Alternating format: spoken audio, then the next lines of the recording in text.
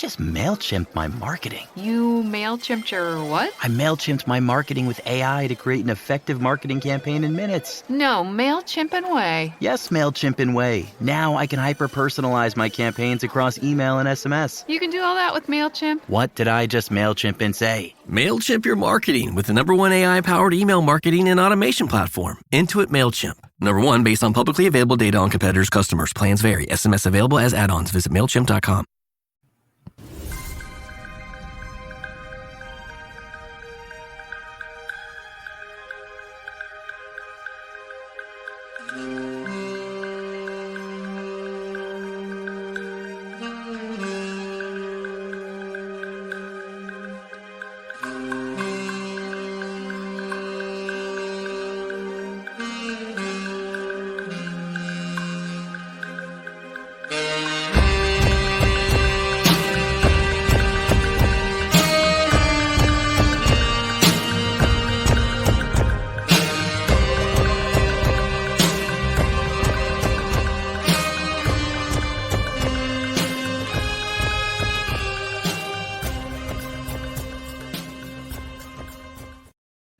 Hello, friends. Welcome to Pod Maverick After Dark. I am Kirk Henderson, and today I am joined by Mavs Moneyball regular contributors. We have David Trink, and we have one of our newest contributors, Michael Harris. Gentlemen, how are you tonight?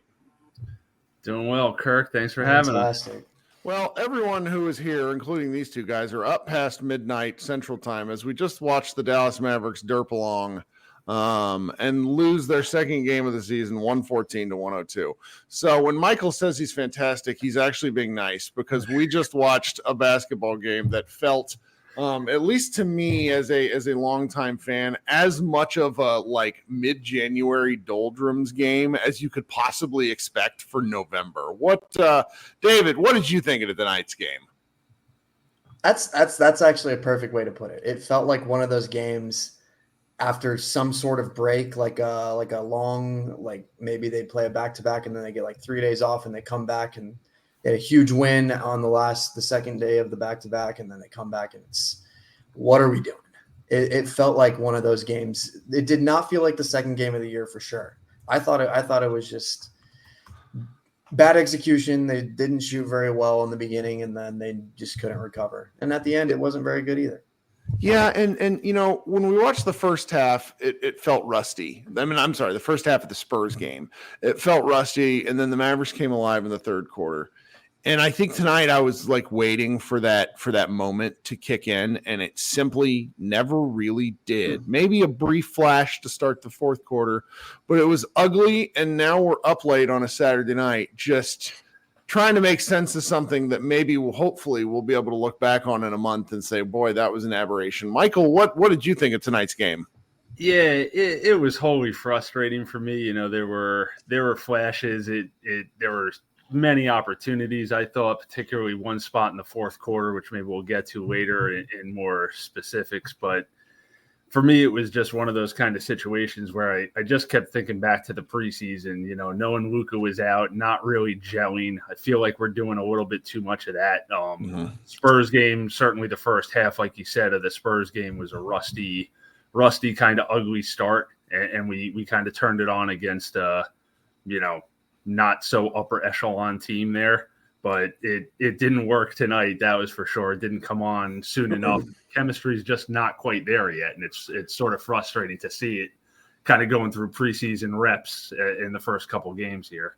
If I'm thinking of like a group project where a bunch of people are sitting around waiting for the smart person to all of a sudden do all the work, and that just never really happened. I mean, Luka scored 40 points, and obviously he was doing his best, but I felt like his shot selection was a little bit iffy. The Mavericks sleptwalked through a significant portion of this game, and the first quarter they were up 7-2, and then the Suns kind of punched them in the mouth, and it felt like the Mavericks never woke up from that. You know, they got lucky at the end of the first quarter when Royce O'Neal tried to kill Luka on a three-point shot.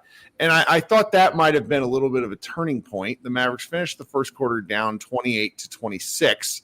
And then the Suns came out, scored 5 quick points, and the Mavericks. What was that terrible noise in my kitchen? Sorry about that. The perils of live podcasting. The Mavericks just every time you figured they would come alive with something weird happened. I thought probably the most frustrating element of the game was the stretch at the end of the second quarter. Derek Lively picks up his third foul, and the Suns proceeded to force feed Yusuf Nurkic the ball where he scored, I want to say got fouled on 4 or 5 straight possessions, which the Mavericks, and I forgot to add that the Mavericks put in Maxi Kleber as the only center, and he just ate. That was why Nurkic ate. And when the Mavericks go into halftime down 8 points, I remember David and I were talking on our live show. We're like, okay, the Mavericks have something, they played pretty poorly. Maybe they can turn it on in the third like they did yesterday. And that never happened. And I don't like one of the things, if you guys have heard me, Michael, I don't even think I've asked you if you've listened to our podcast. One of the things I have a tendency to do is perseverate on things that don't matter. And I really want to be very angry at Jason Kidd for playing not Daniel Gafford, but I'm probably overstating it. What did you guys think of kind of the first half? Because we mentioned they sleptwalk, but was there anything else that jumped out? Michael, I'll kick to you first. Yeah, and echoing 2 points that you made, that one sequence at the very start of the game, we were up 7-2, and I forget the exact sequence of events, but we could have been up 10-2, and all of a sudden it was 7-7. And I know that sounds like a very minute kind of a thing. It's the NBA. You go on these runs and so on and so forth. But there's a big difference between being up 10-2, going into their home opener, smacking them in the mouth, and we just didn't do that right in that moment. The Kleba situation, Nurkic scored 12 in a row for the Suns at one point. It wasn't a 12-0 run, but it was a Suns 12-point run, which you would expect from a Kevin Durant or something like that, not Nurkic somehow channeling his inner Wilt Chamberlain. It was ridiculous. I mean, the footwork and all these moves. It was at one point, one of the announcers, I was kind of switching and heard the Suns broadcast. They said he scored more points, had more rebounds than in their first 2 games combined, which was just, a demoralizing thing to hear. So that run was obviously killer, where he ripped off 12 straight points for the Suns. But with Kleba, I was sitting there frustrated. Same with thinking about Jason Kidd not putting in Gafford. Gafford only had 1 foul. I understand Lively being out, but Kleba is going to get the blame for that. But a backup power forward playing against a starting center is not. Kleba was not in the proper position for that. You would have hoped that maybe we would have stopped the bleeding at the 6. At Nurkic 6 straight points, 8 straight points, even 10 straight points, but we let him go for the full dozen there, and that was sort of frustrating to not call a timeout, make a switch there, just to kind of stop that bleeding. David, was there anything to you in the first half that really stood out as beyond, or just to me? I kind of think that this is just Kidd doing his fairly normal, I want to see what we got thing, and the Mavericks not closing in the way that they should have. Yeah, I think you're right about that. Chuck Cooperstein, I have a post pulled up. He posted after the game, quote, "The Stars did pretty much what they were supposed to do. The role players did not. Only 21 points from those not named Luka, Kyrie, or Clay. Bad." Well, he didn't say bad, but I'm saying bad. Yeah. Meanwhile, Nurkic and Dunn came up huge for the Suns. If Dunn really has discovered how to shoot, he's going to be a huge help to Phoenix. And I agree, very bad that they only got 21 points from outside of those 3 guys. But I will disagree with that the sentiment that they did what they're supposed to do. They didn't. They didn't set the tone early. Yeah. You talked about this on the playback. They weren't getting to the rim, and Phoenix was. And Phoenix got a lot of calls because of it. None of them shot over 50%. Kyrie was 9 of 22. He's now 15 for 39, I think, on the year. He's just not making shots. And a lot of these are floaters, layups, mid-range shots. He took I lost my mind. I'm sorry to cut you off. I apologize. I lost. David got to witness me lose my mind when it was 108 to 100. And I know we're kind of skipping ahead to the second half, but a key like Kyrie missed shot, an example of the kind of misses that he was having all night. 108, 100. He has a drive to the rim. And for some reason, he does like a jump stop floater from about 8 feet out when all he needed to do was take another dribble. And he was challenging Nurkic, and I know he's a shorter guy. He's probably trying to get the contact early because he thought he would get the foul, and he just didn't. And just the sort of misses that the Mavericks were having were absolutely driving me crazy. Like the Suns have to play drop coverage. Nurkic is not mobile. They have to play drop. Right. So there were so many, I want to say probably like 10 to 17 footers that they baited the Mavericks into. And I don't have these numbers pulled up, but there's so many like clangs in my mind that it was just driving me nuts. And then when Nurkic wasn't in, they like switched Iguodala onto Kyrie, and he was like, "Oh, a rookie center. Let me go one-on-one." And it was just a brick. Luka and Kyrie had the lowest plus minus on the team outside of Derek Lively, who did not play very well. They didn't set the tone. I get the Luka had 40, Kyrie had 22. It wasn't. There's a difference between scoring 40, in an assertive way and doing it. He was making shots when the Mavericks were down and it wasn't gaining any ground because he would then give up a 3 on the other end by not closing out. Yeah. And I think there's got to be something to the notion here that everybody's still feeling each other out. All right. And I think that's fair. But, I don't remember we have to kind of assume that Luka's dictating a fair amount of the offense. We did not see a number of the things that were working on Thursday. And that's the sort of stuff that has always baffled me about not just Jason Kidd, about NBA coaches in general. Like there were no what's the play with the down screen or where Clay sets the back pick and then pops out to shoot a 3, like a Spain. Yeah, just kind of your multi pick and roll actions. There just weren't enough of those things, and we were watching the team just sort of. There was a lot of ISO ball. And there was a lot of they weren't tough shots because, again, these are NBA players. But at a certain point, when you're missing threes, the PJ Washington of it all is a great example. The guy had 3 corner threes that were all no one within Tarrant County of him, and he just can't hit the shot. And when you look at the 3-point action here, there you take away like Clay and Luka shot 10 of 25. 40%, absolutely outstanding. You toss in Kyrie's 2 of 5, that adds to the 40%. You got PJ Washington 1 of 5, Najee Marshall 0 of 2, Jaden Hardy 0 of 3, and it just things got a little bleak for the Mavericks in that regard with some of the shots that they were trying to take as a team.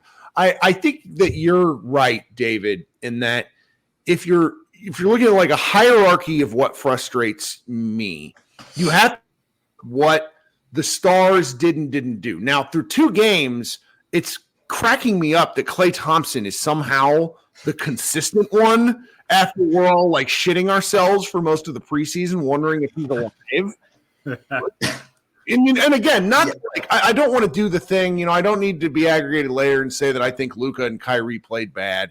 It's like there was something missing, and I'm having a hard time putting my finger on it outside of just a few bad shots that ended up costing them the game. Is that too much of an overreaction? So I think a way you can like quantify that is if you look at what the Celtics are doing, they just won a championship. They know how good they are. They're beating. Detroit kept it close tonight, but first 2 games they beat down New York and the Wizards.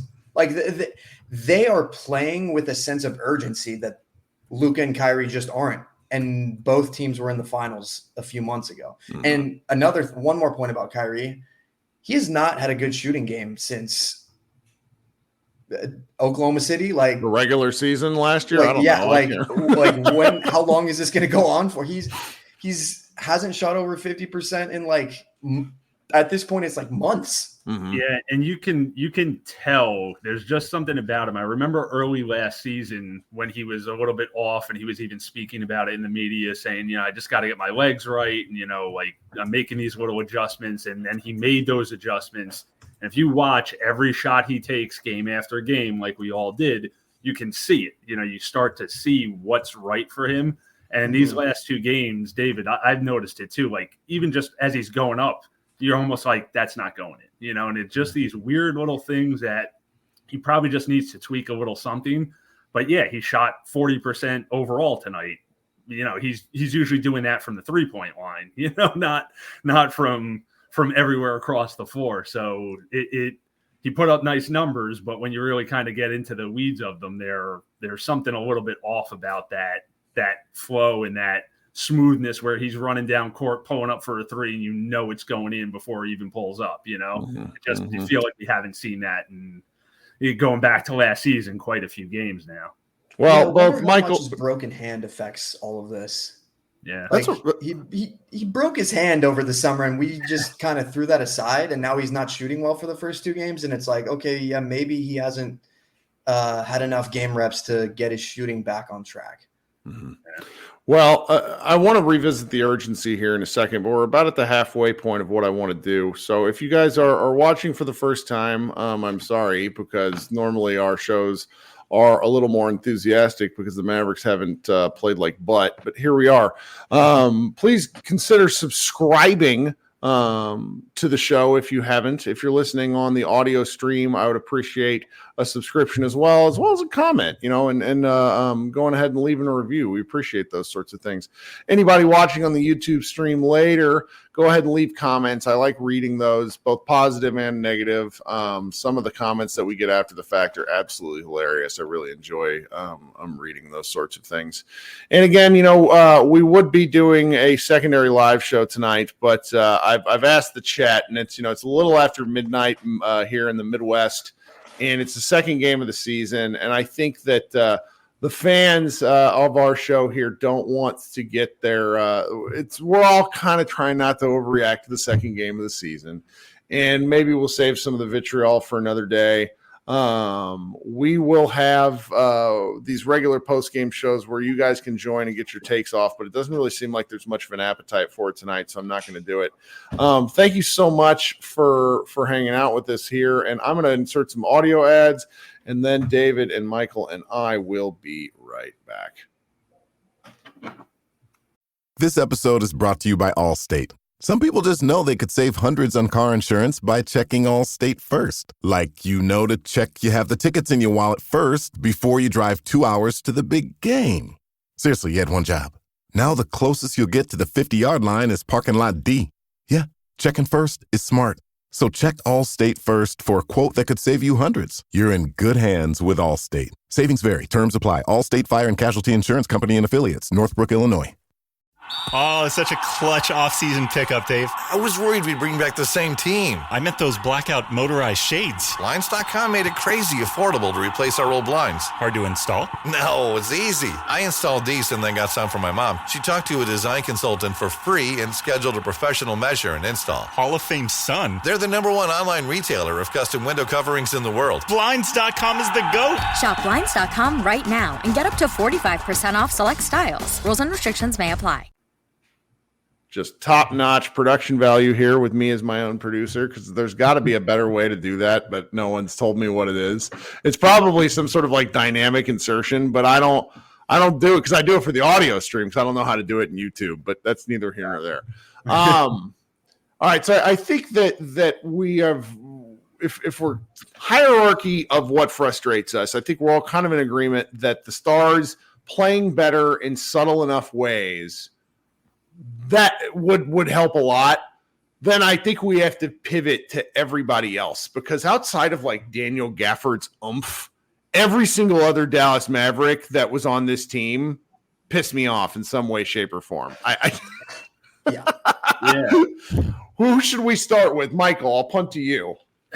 Well, all right. I'm going to go with my buddy Jaden Hardy. In the offseason, I had gone all out and said he was my X factor, and in game one, he sort of proved that maybe he could be, and he talked about wanting to be sixth man of the year, if not this year, certainly at some point. And I certainly think that's an achievable goal for him. Wow. Circumstances, but tonight was not that night for sure. I mean, his stat line was deplorable. I felt bad. I'm putting together a grades piece for Mavs Moneyball, and he's not going to be happy with his grade. But looking at the stat line, it's all the little difference makers in a game, right? A guy like that comes out, clangs all 4 of his shots, 3 of them being threes, and basically pulls down a rebound. It wasn't good, man. There's just not a whole lot to say about it. You need that microwave score to at least knock down 1 or 2 of those, keep it honest, and keep the momentum kind of from going away from you. And I think close second, sort of holding hands with him, was my buddy PJ Washington. I sort of described him in the Spurs game as just sort of being quietly competent. He did everything he needed to do. He was just quietly there. This game, I felt watching it that he was just sort of quiet, but it just didn't feel right.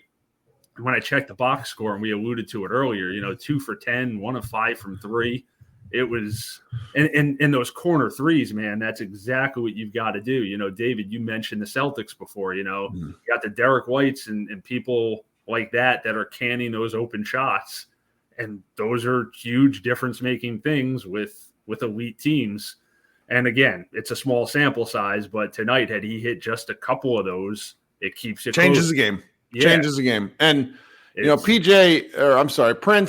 in the chat said he came here for a Kirk rant. I'm going to give you a mini Kirk rant. Okay. There was a play towards the tail end. I lost it during playback. A long rebound goes out to PJ. You remember this, David? Right wing. Long rebound goes out to PJ Washington. And Devin Booker fucking took it from him. Like, it was like a schoolyard thing where he just reaches in and takes the ball from him. And PJ, you outweigh that guy by 25 pounds, if not more. You let his little pretty boy ass take the ball from you when it was yours. I'm tired of seeing, since PJ did his standing on business motion, he's been kind of bleh. Yeah. And granted, I still largely believe in PJ. I was very impressed with a couple of his passes in game one. He fell down like 4 times tonight. It's like, stand on your feet, big guy. Like I watched because of my 8-year-old, I get all these like training videos for YouTube because like it's just the algorithm knows that I'm around youth basketball. And like all these different trainers talk about the importance of staying low on your dribble. Watching PJ dribble freaks me out. Because he's still like he's a tall guy and he dribbles high. Yeah. And so it's like that just results in calamity if somebody gets the ball because he's like falling over. He's trying to get the ball. So the PJ one really sticks out in my head. I do think you're Hardy. I was less mad at Hardy with the one exception for when he tried to dunk in traffic and got destroyed. Do you remember the 1 2-point shot that he took? And right. It like towards the end of the corner. Yeah. Hardy, and I'm going to say this and I'm going to be kind. Hardy is not that kind of athlete. Not in the NBA. He might be able to get some dunks, but he's just like a dunk in traffic with Kevin Durant and Yusuf Nurkic near you. Nah, not in my lifetime. And for his career, he's almost surprisingly inefficient at the rim, just overall. It's hard. Yeah. Exactly. And that, and again, like you said, going against those defenders in that kind of situation, I mean, you appreciate, trying to go for the easy bucket, but it wasn't really as easy as it, might have appeared from distance. You know what I'm saying? Yep. He was going into the trees there for sure. And it obviously didn't work out too well for him. So, David, what did you think of the Najee Marshall minutes? That's exactly who I was going to bring up. I mean, I was so high on this guy all summer. I thought he was going to come in and give you like 10 4 3 every game off the bench at least. And he's like 2 of 11 in 37 minutes, something like that. Let me check really quick. Yep, that's correct. 2 of 11. I wrote it. 2 of 11 in 37 minutes this season. I couldn't tell you a single thing that he's done in either game that I remember. And I'm like, oh yeah, that's why we went out and got him. The Mavs bench minutes, like besides Derek Lively, obviously, in game one, like what are they getting from and Jaden Hardy? But what are they getting from their bench in like the aggregate so far? Not much. It's not much. Mm-mm. And one of the things that I really thought this team was different from last year was that they were so deep. And I mean, it's 2 games. Like I still believe in Najee Marshall, and I still think Quentin Grimes is a very good player. They have given me nothing to support the claims that I think they're good. And I don't know. I don't know if it's like a rotation thing, if kids not rolling them out with the right lineups. I don't think it is. I just think they need to play better. They're not hitting shots. They're not making any defensive plays. And like the backup point guard stuff is weird. Like they have like Najee Marshall bringing the ball up sometimes. Like Jaden Hardy's not really a point guard. Kyrie's not really a point guard. Like, I don't know if I think Dinwiddie can run the offense better than all of them. Maybe I'm wrong about that, but it's worth a try.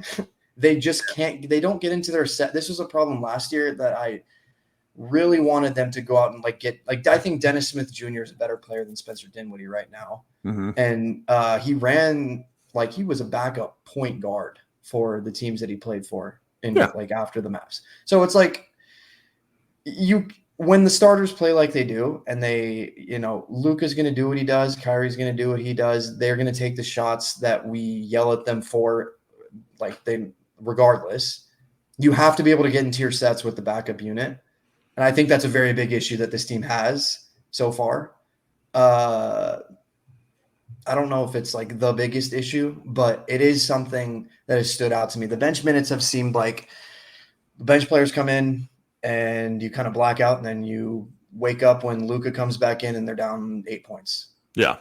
No, because tonight we've seen some kind of questionable, like the final 5 minutes of the first half were very weird. Like Luka was even out during some of that and then came back in, where it was a Kyrie-led group with Maxey at center. So there's been some goofy stuff going on. You expect some of these guys to shake off the funk. Marshall in particular, I just Matthew Phillips in the live stream we did essentially said that he thinks Marshall's out of shape, and I honestly don't know enough to judge that yet. But that was an interesting take because we watched the Marshall miss over Yusuf Nurkic, that play that got reversed, that foul call that got reversed. It was right because Marshall just threw it off the backboard. Like, it wasn't even a good layup attempt. It was just kind of and so we need these guys to find a little something. And, the one Marshall make that he had last game was off of the sweet pass from Lively. I don't really want to see these guys creating for themselves right now. Can we do some more? Like, a lot of the things we kept talking about during playback that was driving all of us nuts is, it felt like very much to 2021-22 Dallas Mavericks basketball, where the only offensive options were Luka scoring at the rim or Luka passing out for a three. And these guys, like, we have a lot of good cutters. They need to be utilizing things in the offense more with cuts, things going towards the basket with guys getting the ball instead of always on the catch away from the basket. Small things, only 2 games. I don't know. Well, Michael, you look like you wanted to say something. Go ahead. Yeah, Najee's an interesting one to me, and the whatever it was 1 for 6 in game 1, 1 for 5 now. That's where you get your 2 for 11. Fine. His stat line just strikes me as so odd. Like, when I'm watching him play, I'm loving the fact that he can bring up the ball. I think of a guy like him, when we had the Reggie Bullocks and the Dorian Finney-Smiths, all due respect to him, loved them when they were here. Those guys could not dribble. So to get a PJ Washington and a Najee Marshall who can just dribble is sort of an amazing and refreshing thing. But seeing Najee bring the ball up and really start the offense off, it was pretty much Luka and Kyrie. And that was, well, why is Luka all worn down? Why is Luka fatigued? Blah, blah, blah. All those things we heard all throughout last season. Now we've got these other guys who can do it, particularly Marshall. And Marshall had 3 assists in 15 minutes tonight, which was nice. they were sort of unassuming, but he looks smart. He looks like he belongs. He doesn't look like he's out of place. I don't feel that same thing, Kirk, that you described with PJ, where he's dribbling the ball. I just feel like I have every confidence that he's going to make the right pass or do the right thing with it. I'm just hoping that his shooting will come back to the mean and that his, whatever it was, 37, 38% from three last year, which was his career high with the Pelicans. I'm hoping that wasn't the fluke, again, small sample size of 2 games. But if he can find his shot and he can find more than 15 minutes a game, I think he'll be the Najee that, all three of us and probably Mavs Nation thought he would be, But the shooting is just bizarre. I mean, you described one before, the layup that he literally overshot was so bizarre to me that I don't know. I can't even really describe what I was thinking when I saw it. It just seemed like such an obvious bunny, and he just somehow clanged it hard off the backboard and killed me. Missed the rim. That was a weird one. So hopefully he just finds his groove in that respect, because there's some positive flashes that I think I'm seeing, and I still believe, I guess, is what it comes down to, though. Start the season off better. You absolutely got to give it 15, 20 games before issuing it. But it's when you see 2 games and it's like, oh, this is kind of where we're at. I think, we're almost at about a half hour. I think the last thing I did want to touch on before we get out of Dodge here is I did not tweet during this game, but I had 2 things to say. And each one referred back to the fact that I think the Dallas Mavericks were the reason why they lost this game. But I was absolutely disgusted by the quality of refereeing that I saw. These reviews were heinous. The fact that the Mavericks committed 11 more personal fouls than the Suns, that was a little bit horseshit. Now, the Phoenix attacked the rim more. That's kind of a give. But 11 more fouls, that was pretty bad. I mean, the only people who shot free throws for the Mavericks, Lively shot 2. Towards the later part of the game, it was better. But for the first 30 minutes of game action, the only people who shot free throws for the Mavericks were Luka Doncic and Derek Lively. And so the fact that there's, the Suns shot 37 free throws, the Mavericks shot 18. Like that's a little goofy. Is all I'm gonna say. Oh, and I'll echo you. In the first quarter, we had, I believe, 7 fouls. So you're thinking, you're in the penalty for the 5th, 6th, and 7th foul. I think the 7th one was a shooting foul regardless, but a close game, setting the tone, you just hand them 4 free shots from the line for nothing, for stupidity, basically. And that was frustrating. That, I think, speaks a little bit to that sort of sloppiness and lack of cohesion that I still can't get over, the frustration of preseason and some of the absences there that I think we would have gelled a little bit better. And I think so. Maybe see a little less of that now, but I guess better late than never, we got to get on it now. Yep.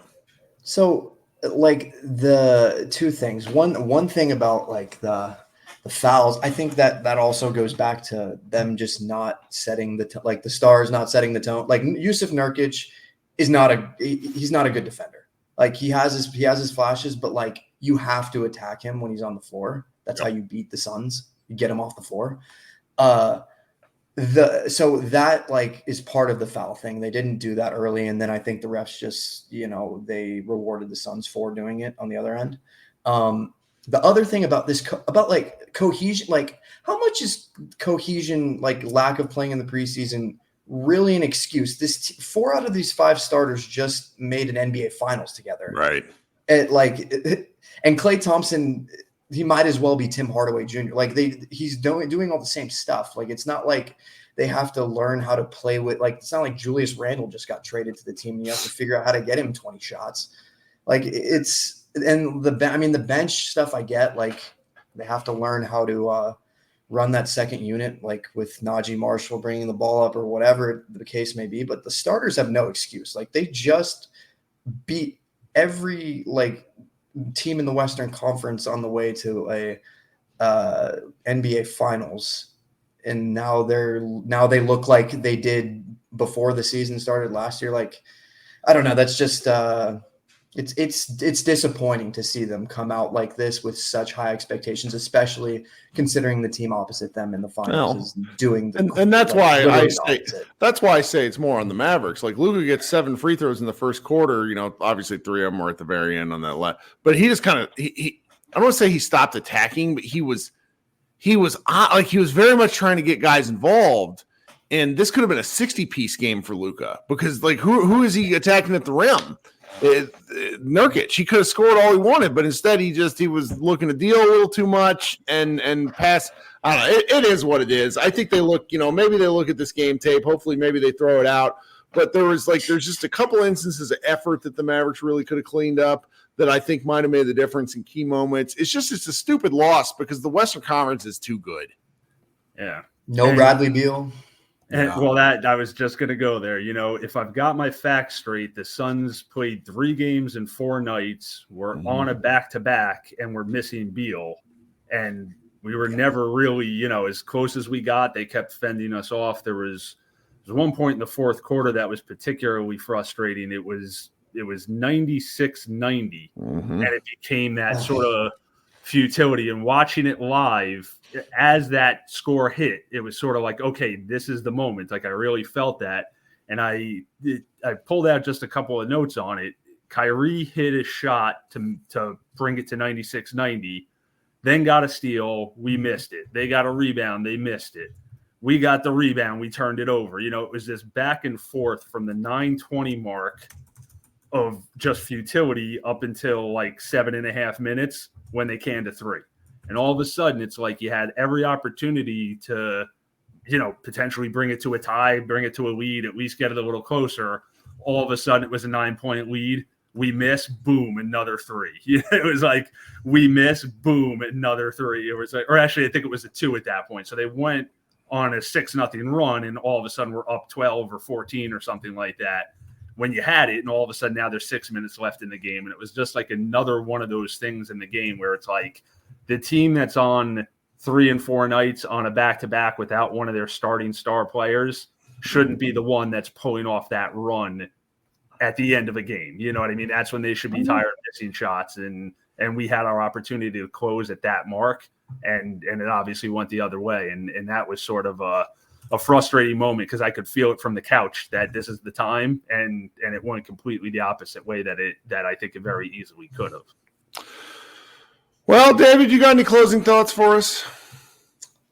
Yeah, all is not bad. They have a back-to-back Monday, Tuesday where they play Utah, it should be a huge opportunity to make a statement. Yeah. And then they play Minnesota in Minnesota, which should be, a good game for many reasons. A Styles makes nights game. I'm looking forward to that one. That's a huge opportunity to bounce back from this. It should be 3-1. The Mavs have historically played Minnesota very well. But yeah, it was disappointing tonight to say the least. Yeah, but it's game 2. So I'm sorry you guys had to come on after a loss. We will have you guys on. I like having more than just Josh and I doing this just because it gives he and I a break, and it's always nice to talk with new people. Those of you who are listening on the live stream and on the video later and on the podcast, please head over to Mavs Moneyball and check out David and Michael's work. Michael, on his first recap or his first game night of the season, stayed up and wrote 20 bajillion words on game 1 because he was very excited as the Mavericks won. And we just had some great stuff after the Spurs game. I very much recommend people go over if they want to be put in a good mood and go watch that or go read that work. David's been doing a lot of our gambling coverage, and what we're reminded is that early NBA games are a lot harder to bet on than you would think, particularly with Luka assist overs. My God. Anyway, guys, thank you so much for joining us. We will be back. You're right. Monday, Tuesday. Not sure what all we have coming down the pipe because I don't want our staff to get too tired because it is a long season. Everybody have a great rest of your weekend, and we will see everyone on Monday night. Go Mavs.